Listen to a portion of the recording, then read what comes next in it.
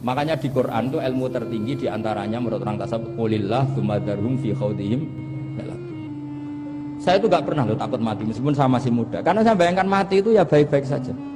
Ketika saya hidup ya gak tahu cara ngelola nyawa saya, kenapa kok gak pergi. Kamu tahu caranya ngelola nyawa kamu, kok gak mati sekarang? Gak tahu kan?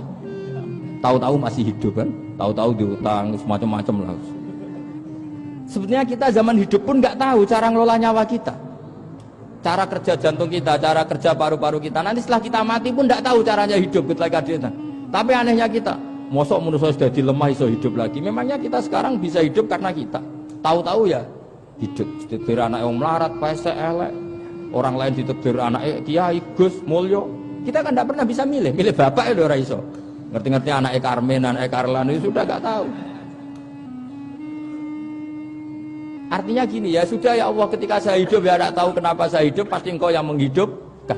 Ketika saya mati juga gak tahu kenapa saya mati, pasti engkau yang menghidupkan dan mematikan. Maka saya akan baik-baik saja di akhirat, karena ketika di dunia Tuhannya yang engkau, ketika di akhirat Tuhannya, dan sifat engkau tidak akan rubah, tetap arhamur rahimin.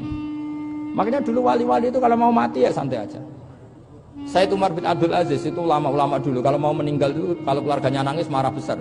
Memangnya mau kemana kamu nangisin saya? Lah kamu kan mau mati. Memangnya mau kemana kalau mati? Ya kembali ke Allah. Ya susahnya apa? Di dunia ya milik Allah, di akhirat milik Allah. Inna sholati wa nusuki wa mahyaya wa mamati lillahi rabbil alamin. Yang aneh sampai harus melarat orang wani mati. Wah, aneh tenan itu. Ya karena sampean tahu mungkin di akhirat lebih miskin lagi kan. Terus repot nah terus. Coba kalau dari awal kita menstatuskan diri kita biadillah. Inna sholati wa nusuki wa mahyaya wa mamati. Tapi kamu salah status. Mengatakan kehidupan adalah momen untuk mencari kesejahteraan. Kehidupan adalah momen untuk cari karir. Kamu mensifati kehidupan secara salah. Jika kamu terjebak nyari karir, nyari kaya. Coba kalau kamu pakai mazhabnya Sufi, kehidupan adalah pemberian dari Allah untuk kembali kepada Allah. Kematian ya seperti itu. Akhirnya ya santai saja. Inna sholati wa nusuki wa mahyaya wa mamati lillahi rabbil alamin. Istri juga gitu. Saya itu tidak sombong, saya itu mulai nikah sampai sekarang itu hampir gak pernah tukaran sama istri. Sama istri saya itu sering bilang gini, Gus kali-kali kalau saya ngamuk itu diwales, dilawan. Supaya saya punya musuh katanya. Betul ya? Ya saya bilang gini, Allah itu maha baik sama saya. Ketika harmonis, ganjaran saya ya lewat harmonis itu. Sehingga saya ngasih uang, menyenangkan Anda. Ketika Anda marah, ganjaran saya lewat sabar. Ya sudah itu semuanya baik. Kalau kamu marah, saya tidak dapat pahala. Makanya kalau kamu marah tak dengerin. Ini cara Allah membuat pahala tanpa bayar kata saya. Justru kalau pas rukun itu untuk dapat pahala harus nyervis, jajak nukokno kelambi mahal katanya. Boros itu pahala yang boros katanya. Tapi kalau kamu marah ini pahala paling murah, nggak usah biaya, dapat apa? Pahala. Cukup sabar. Lu tuh kalau terlatih lama-lama dapat ya biasa saja. Ulama dulu seperti itu semua. Imam Syafi'i itu pernah ada orang baik sekali sama beliau. Orangnya itu munafik padahal. Tapi kalau setelah keluar dari Imam Syafi'i dia memaki-maki Imam Syafi'i. Suatu saat beliau dikasih tahu orang yang tadi muji-muji jenengan itu di luar maki-maki jenengan. Imam Syafi'i itu guyu. Guyu sebenarnya bukan alhamdulillah. Muridnya kan janggal. Ini dikasih tahu gitu. Alhamdulillah. Kenapa Imam Syafi'i dia kan di luar maki-maki jenengan? Berarti aku wong wibawa ning ngarepku rawani. Ya jadi dianggap enteng saja melihat. Berarti aku wong wibawa ning ngarepku ora wani. Ya sudah. Terus ketika ditanya, tapi itu kan bahaya bagi Anda karena memfitnah Anda gini-gini. Kata beliau, zaka Allah. Yang kritiknya bahaya itu hanya Allah Ta'ala. Yang lainnya enggak bahaya. Karena ini makhluk dhaif, enggak penting. Loh kamu sampai tersisa dikritik orang karena kamu nganggap makhluk itu penting. Ini gobloknya sampai ya. Goblok segoblok-gobloknya itu. Coba kalau kamu mensatukan makhluk tetap makhluk, kritiknya enggak penting. Selesai kan? Selesai enggak? Ini problem Anda ada wali itu, kalau dikritik ya susah. Makanya ada wali itu problem menurut saya. Makanya saya enggak ingin enggak jadi wali itu kan. Karena hanya wali yang hidupnya itu la khaufun alaihim wa lahum yahzanun. Orang dulu tuh semudah itu hidup. Gampang saja. Dulu ceritanya di antara ceritanya manakibnya Sayyid Ja'far Shadiq itu, kalau ada orang memaki-maki dia itu dikirimi hadiah. Kenapa ya? Karena kebaikan kamu telah kamu berikan kepada saya, ini hadiahnya. Sampai malu yang ngeritik itu. Kan kalau orang ngerasani itu kan kebaikannya dikasihkan sama yang dirasani. Lah kamu kan ngajinya seperti itu, tapi dirasani kok susah. Harusnya kan kasih aja, ditransferi saja. Alhamdulillah. Ya karena kita salah menamain tadi. Sing rasani pembenci, pembenci itu bahaya. Sehingga kamu mereaksi secara serius. Coba kalau kamu pakai hukumnya Allah dan Rasul. Pembenci itu pemberi kebaikan.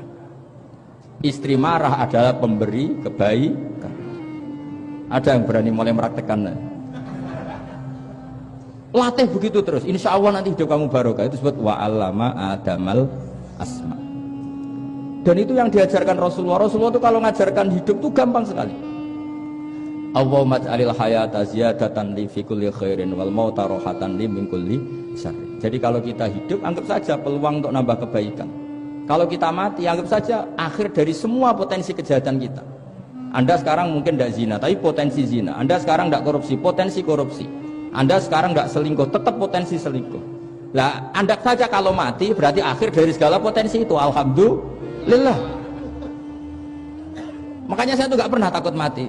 Karena saya misalnya setiap saat mati ya saya nanti akan bilang, ya Allah, ini sudah mau mati berarti mau akhir dari segala potensi keburukan saya. Alhamdulillah.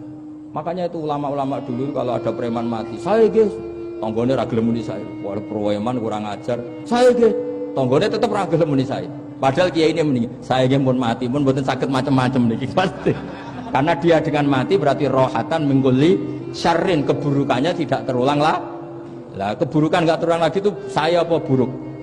Saya. Makanya kiainya minta saya nggih niki tonggone cek menengahin. Saya nggih menengahin. Makanya suatu saat kalau ada gitu kamu harus bilang apa? Saya pun mboten jahat malih pun mati. Jadi kayak apa coba? Coba sekali-kali statuskan kalau al-hayat adalah ziyadatan lana fi kulli khairin. Al-maut adalah rohatan lana min kulli syarrin. Sehingga kita hidup ya happy, mati juga happy, gak masalah. Terus kayak misalnya muni ngene, tapi anak bojoku piye? Memang selama hidup anak bojomu bahagia. Ketoke ya tambah musibah ya, Sob. Malah sombong lagi kamu, seakan-akan kamu Tuhan yang bisa mensejahterakan manusia. Wong isih urip kok bojomu wis ndonga muga-muga nang mati malah. Karena gak jelas.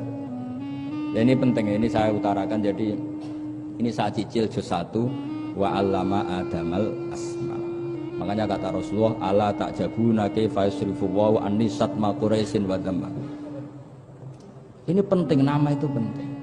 Karena sekali nama ini salah, coba misalnya orang sepakat darani Fir'aun itu wujida ba'da alam yakun.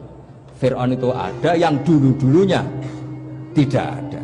Hal ata alal insani hinum minad dahri lam yakun syai'am madhkur.